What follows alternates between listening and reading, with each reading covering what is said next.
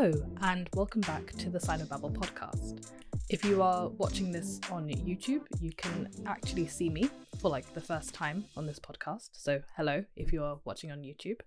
The podcast will still be available on other podcasting platforms, but just to let you know, they are also uploaded to YouTube if you are interested, and you can subscribe to me over there. I'm also doing a sort of Patreon-esque type of thing, but it's on the site Buy Me a Coffee, so you can head over to Buy Me a Coffee and support me either with a one-off donation or with a monthly subscription, whatever you feel like. I don't know what reward system I'm doing yet, but I will figure it out once the newer episodes are up and running. I should probably explain what I'm trying to do with the newer episodes as well. So the sort of history portion of this podcast has come to an end.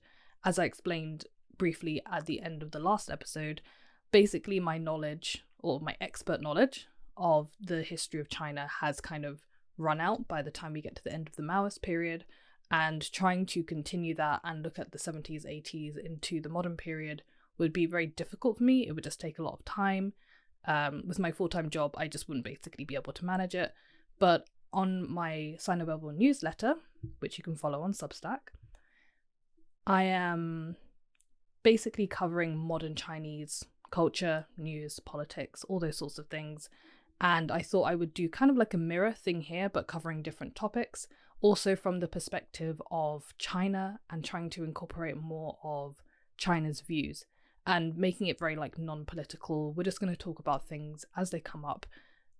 Try and keep on top of the news cycle and sort of where China is in the modern world, trying to find its place, just kind of incorporate your guys' views, discussions and things like that. And you guys can actually, help me pick out topics and things like that. If you go over to Buy Me a Coffee, I'll be setting up things there where basically you can, if you are subscribed, help me choose the topic for the week or for the next few weeks. And we'll figure all of that out together. So this week is going to be kind of the first episode where we kind of launch into contemporary China, both on YouTube and on the podcast. And so this week we're actually going to be talking about Tibet. And that is because the UN has just released a statement actually on Tibet, discussing how the residential school system there is taking 1 million children out of Tibetan homes and forcing them into boarding schools. So they claim that this is an assimilation of the Tibetan people, their culture, religion, and their language. And as a result, Tibetan children are losing their facility with their native language and the ability to communicate easily with their parents and grandparents in the Tibetan language, which contributes to their assimilation and the erosion of their identity. So I wanted to talk about this subject today because it is very similar to another topic that we've spoken about quite a lot, both on the podcast and in a newsletter, which is the topic of the Xinjiang concentration camps or re-education camps, however you want to call them. This has been way more prominent in the news than things that have been going on in Tibet. I feel like Tibet was kind of a bigger issue 20 years or so ago. I remember when I was younger, things like the self-immolation of Tibetan monks in protest of the Chinese Communist Party's rule over Tibet was way more prominent in the news.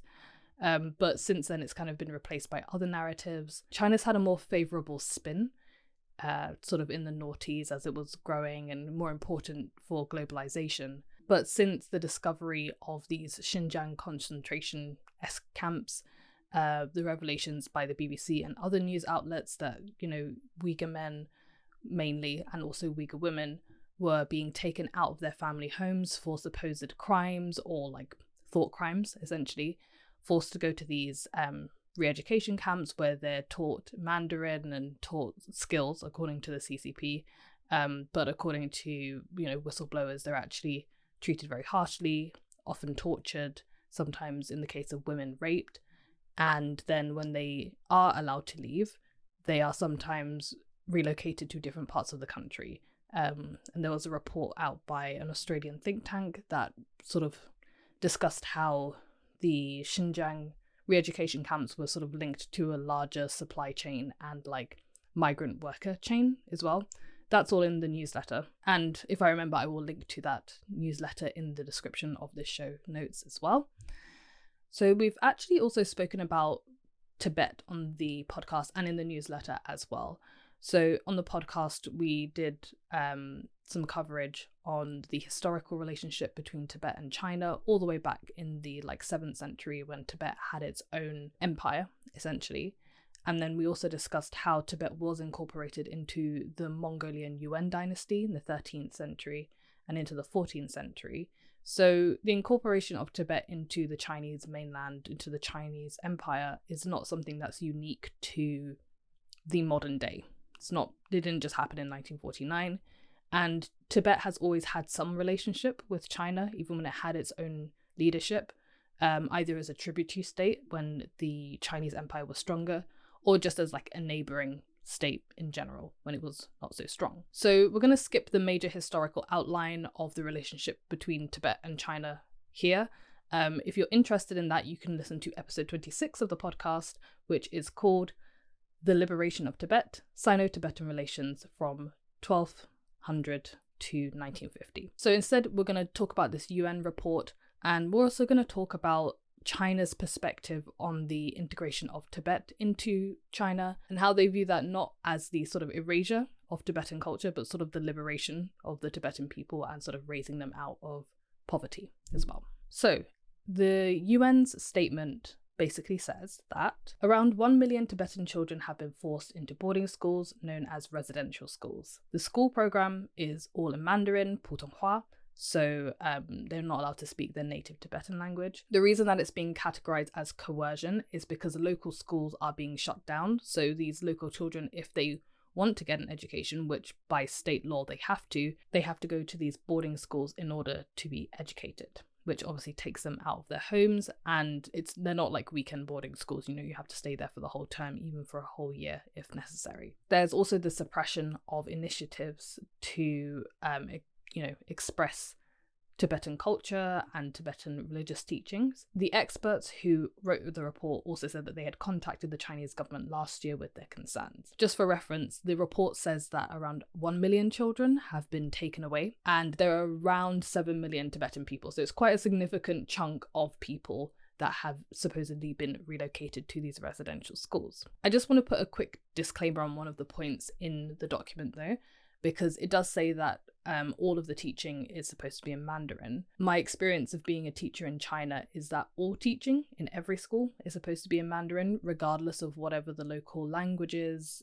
When I was a teacher in Sichuan, the teachers would try their hardest to teach in Mandarin. Some of them didn't have very good Mandarin, but that is what you are supposed to do. So it's not just aimed at these sort of problematic ethnic minorities, or just ethnic minority groups in general in China. It's also aimed at kind of regional languages that are close to Mandarin or are close to Cantonese, but they just have their local differences, because in general the CCP wants to standardize the language across the country. So when we talk about why China is working so hard to assimilate the Tibetan people into mainland Chinese culture, in Western academic literature, the main, or at least English language academic literature, the main reason would be for national security. So I've talked about this concept before in my newsletters and in other podcast episodes, that the main aim of the CCP is to ensure its own continuation, and to do that it needs stability within the country,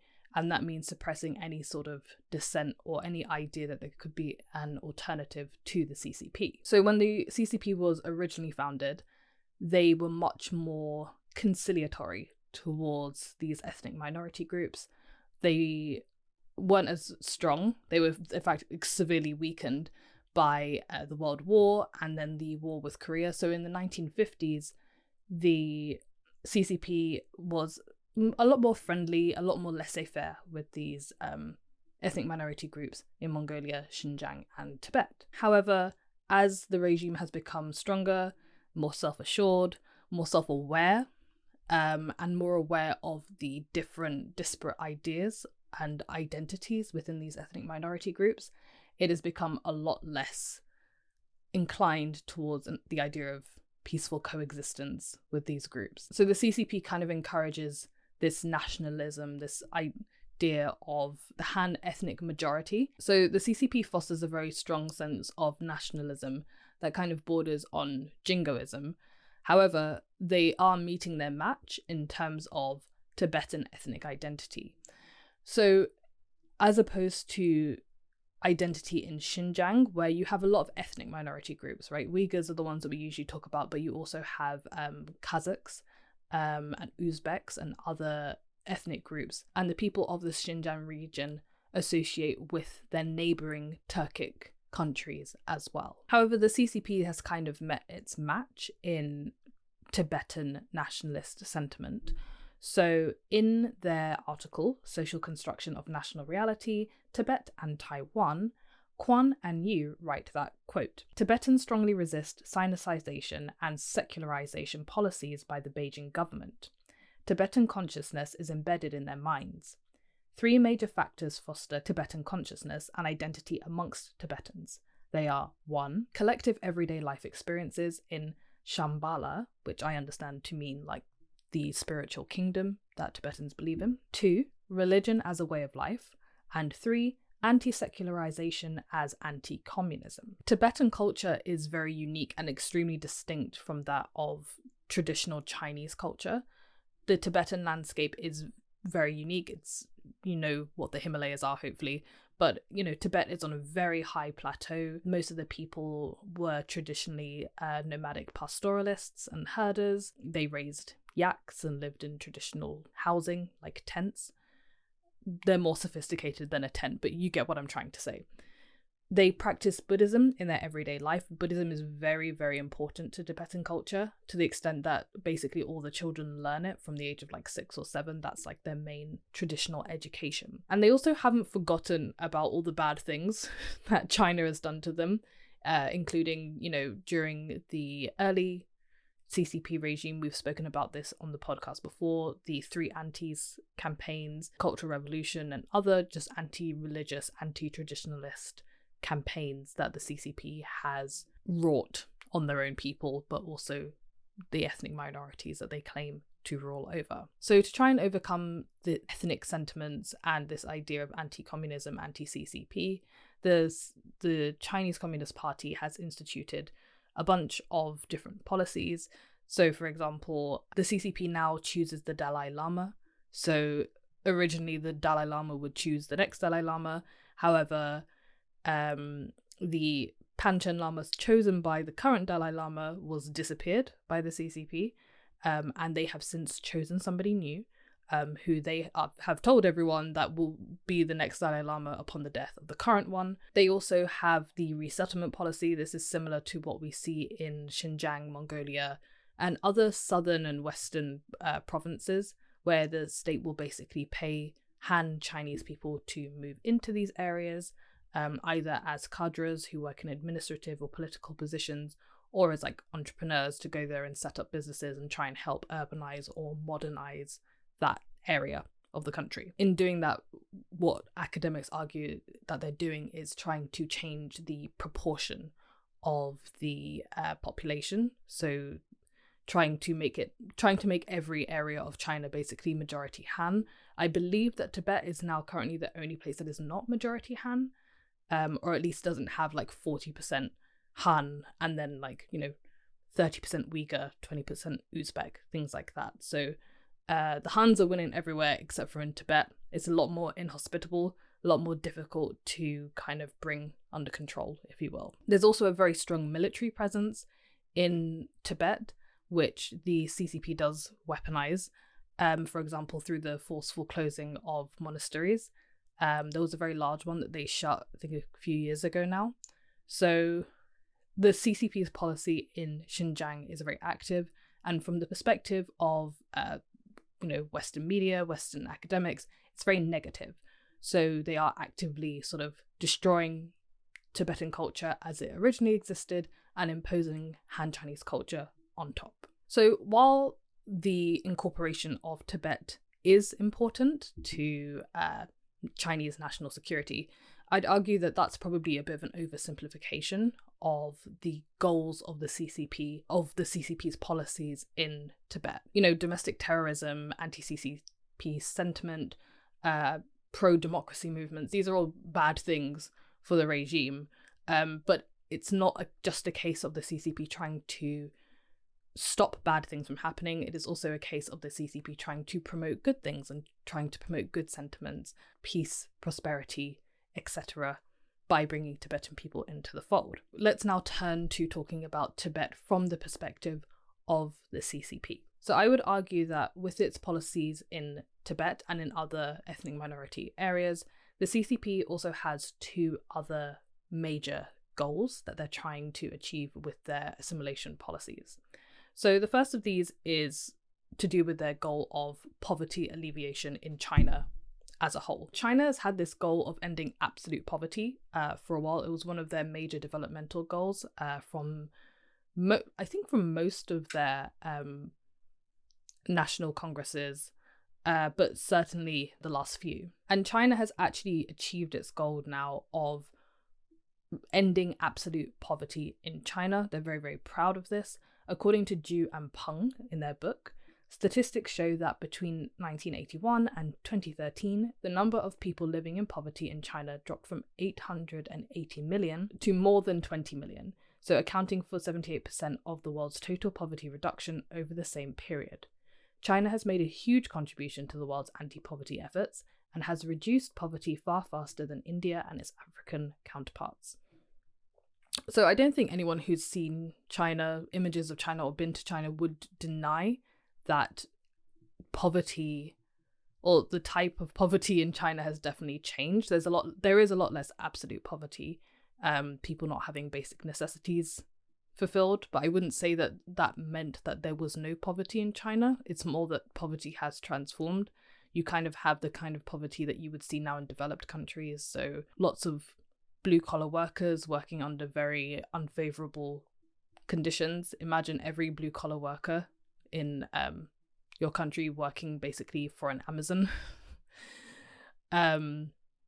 or in an Amazon warehouse. So just like really, really bad conditions, bad treatment, having to move away from their families for long periods of time, only seeing their families maybe once or twice a year. So you still have bad conditions, but I would agree that for the most part, absolute poverty has been eradicated, although images have shown that not everywhere has been lifted up to the same standards. Recently I saw a video of a wedding, actually. I can't remember what province it was. I want to say it was Shanxi province, but that might be wrong, so don't quote me on that. I'll try and find it and link it if I can. But essentially, it showed these people sort of sitting outside, eating on the floor.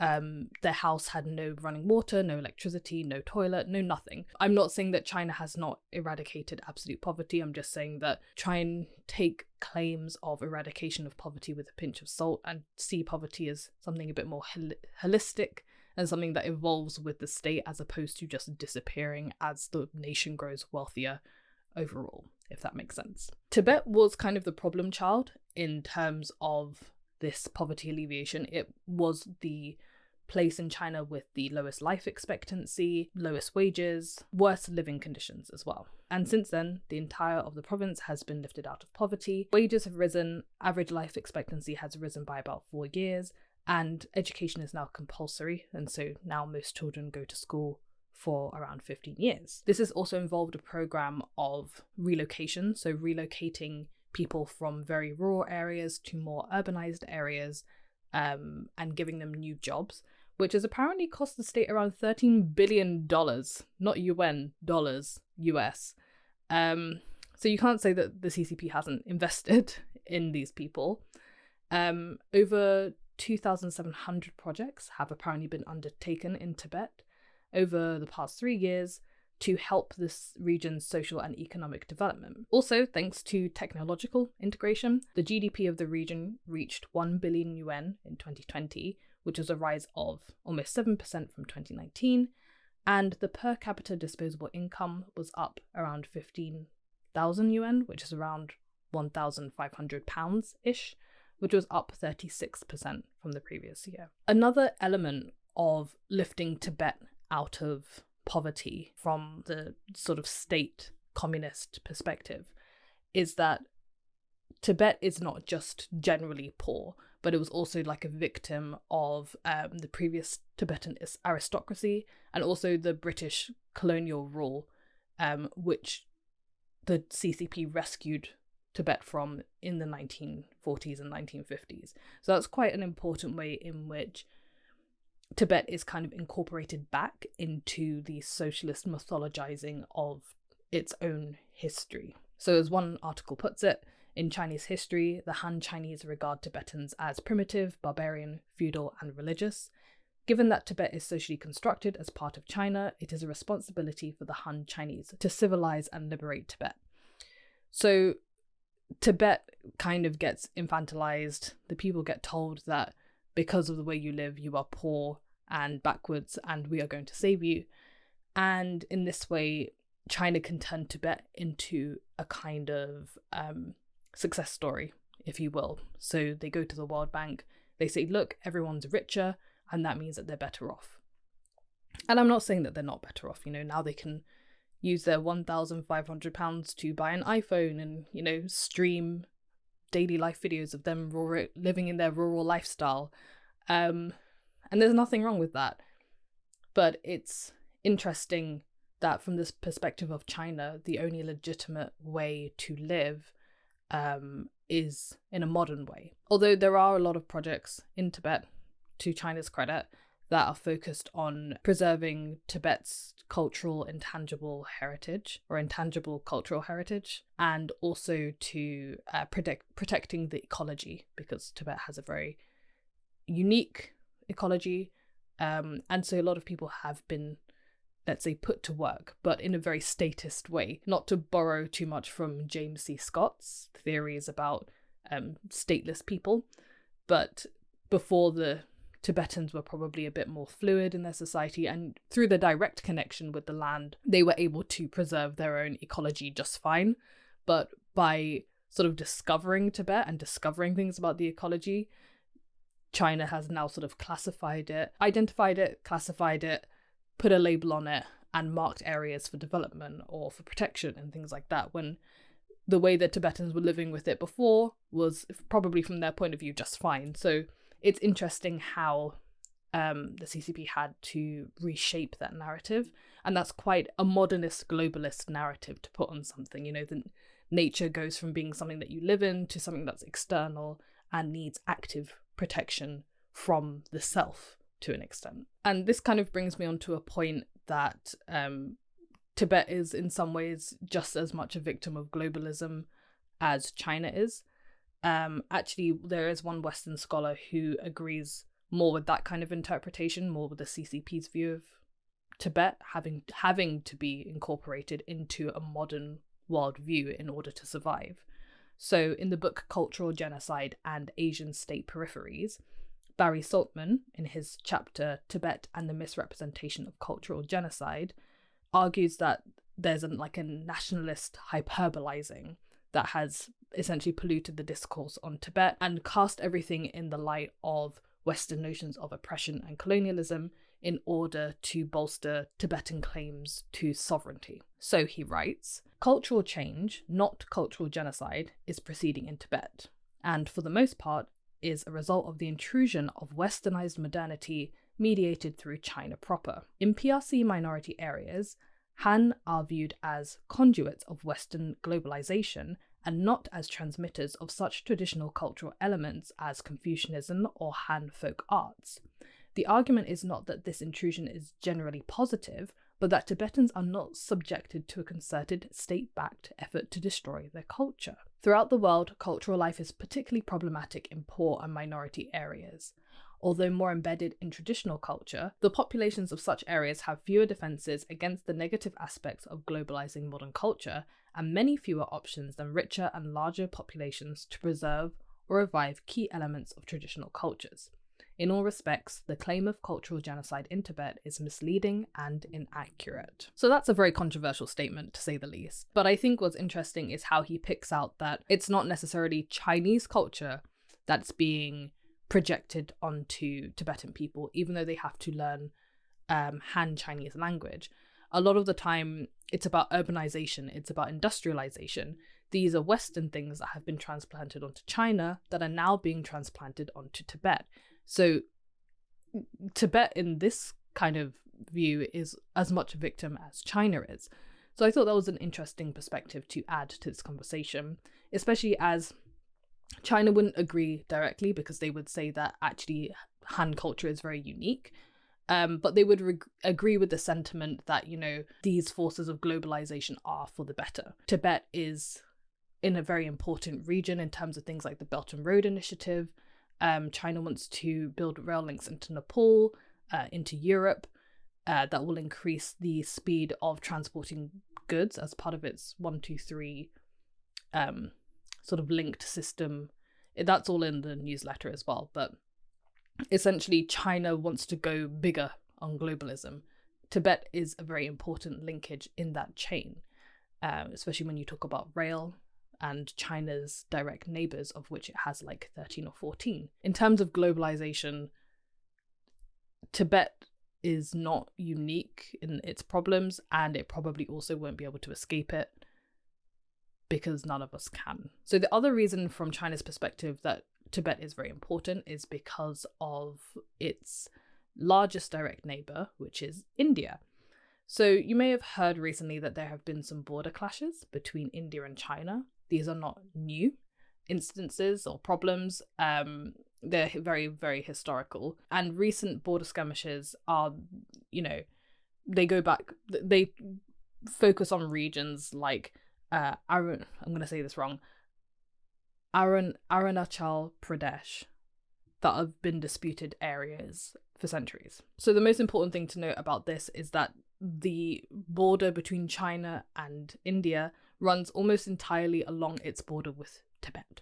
So that is why securing Tibet and ensuring Tibet's, I don't want to say alliance because Tibet is supposed to be part of China, but you understand what I'm trying to say.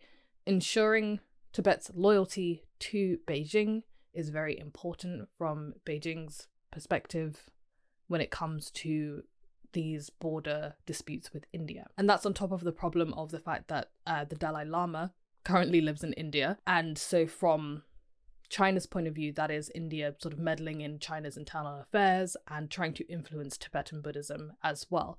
So not only is India trying to lay claim to certain areas of Tibet, but it's also trying to lay claim to sort of an ideological section of Tibet, the most important ideological section. We are protecting your true leader, and, once Tibet is free, he can return and take over once again. So the Tibet region actually has the potential to be the site of a very real, very devastating big war between India and China. And that could be the next global conflict that we see. But that remains to be seen. It's a very complicated situation. Perhaps we will get into it in a later episode. To kind of summarize everything that we've spoken about, the UN statement is coming from a very specific perspective, a very Western perspective, a sort of external view of what's going on in Tibet and China. Often these views come from sort of like random anonymous intelligence, leaked documents, or individual testimonies. That's not to say that these things are false and the things that they're saying are not true and they're not very hurtful to many of the people living in Tibet. And it's also not to say that what China's doing is right. The point is not really to discuss whether China's policies or, the UN statement is right or wrong. It's more to kind of see what's happening in Tibet in a more holistic view and to show that there can be two perspectives to exactly the same set of policies. I'm sure that there are many Tibetans who are actually grateful for what the CCP is doing. Possibly not as many as are upset with their way of life being upended, their children no longer learning their language or their religion, schools and monasteries, etc. being shut down. This is obviously going to be very psychologically destructive and have a very long-term impact on society and culture of Tibetan people. But, I'm sure that there are perhaps many young and perhaps even older people who think that modernization is a good thing. It's better to be richer. With a population of 7 million people, you can't really argue that there would be a single unifying perspective on any set of policies or any, consensus on how people should live their lives. Obviously, you also have extremes at both ends. You have people who have, very ideologically aligned with the CCP, and they form part of the government as well. And, they are, for a large part, the cadres who enforce policies. A lot of the cadres that the CCP hires to carry out ethnic policies have to be part of that group so that people trust them, so that people can talk to them and understand them.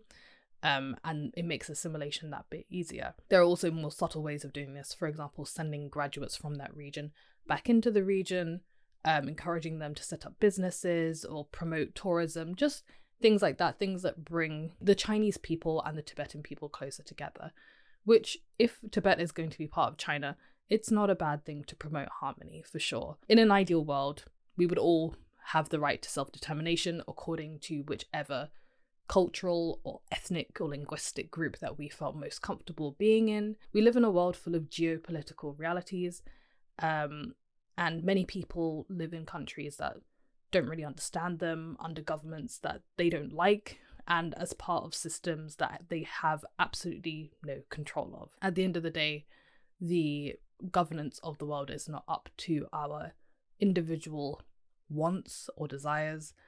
We are all part of a larger system, and unfortunately Tibet is just another victim of that system. So that's it for this episode, guys.